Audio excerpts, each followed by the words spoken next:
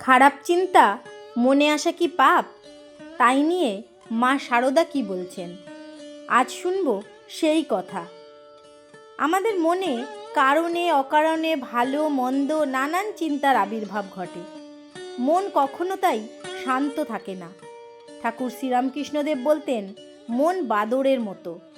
মা শারদা এই মন নিয়ে আমাদের সঠিক পথের সন্ধান দিয়েছেন।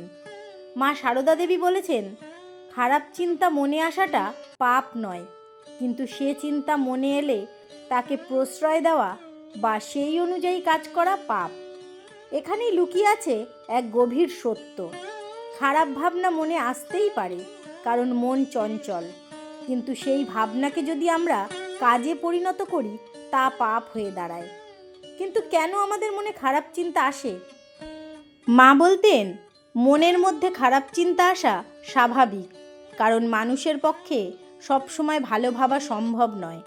মা আমাদের শিখিয়েছেন, যদি খারাপ চিন্তা আসে তাকে জায়গা দেবে না। খারাপ চিন্তা যেন পাখির মতো আসে আর উড়ে যায়, মনের ঘাড়ে যেন বাসা না বাঁধতে পারে। খারাপ চিন্তা দূর করার উপায় মা শারদা সুন্দর করে বুঝিয়ে বলেছেন। মা বলছেন, মনের সংযম রাখতে হবে।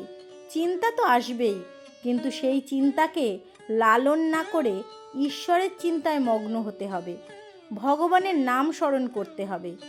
মা বলতেন, নাম করো, নাম করো, নাম করো।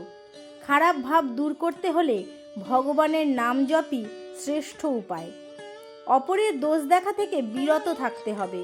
মা বলতেন, কারো দোষ দেখো না, দোষ দেখবে নিজের।